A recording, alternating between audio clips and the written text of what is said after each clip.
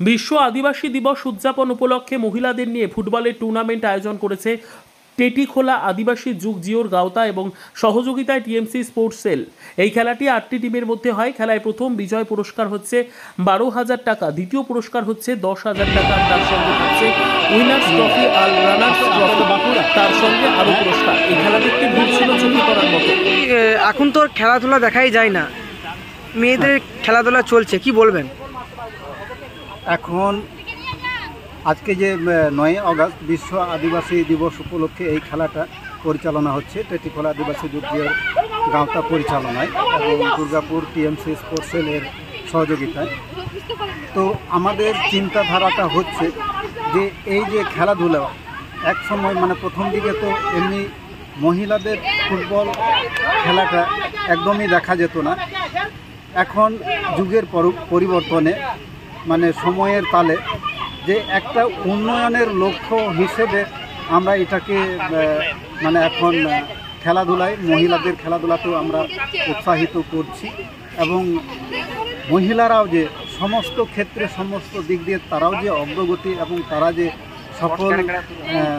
সকল ক্ষেত্রে তারা যে ক্ষমতার অধিকারী, এই মর্মে মহিলাদের আজকে আমরা ফুটবল প্রতিযোগিতার আয়োজন করেছি এবং আমাদের এখানকার ছাত্রছাত্রীরা খুবই উৎসাহিত এই ফুটবল খেলাধুলায় এবং আমাদের পাড়ার বা প্রতিবেশী বা আরও আমাদের যে মহিলারা আছে, ছাত্রছাত্রীরা আছে, তারাও এখন এই ফুটবল প্রতিযোগিতা দেখে তারা উৎসাহিত।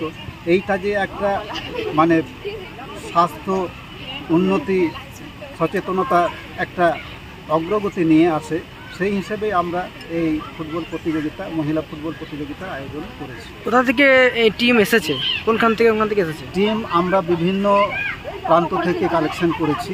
বীরভূম, বোলপুর, শালতোড়া, বাঁকুড়া, আমাদের দুর্গাপুর লোকাল টিমও অনেক আছে।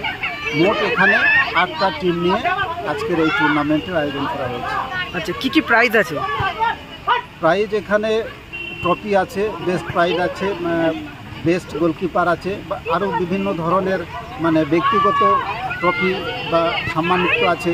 তার সঙ্গে বিজয়ী এবং বিজেতা 2 টিমকে ট্রফি সহ 12,000, উইনার 12,000 এবং রানার্স 10,000 সহযোগিতা করে তাদেরকে উৎসাহিত করা হয়। এই খেলাটির জন্য কোনো এন্ট্রি ফি ব্যবস্থা?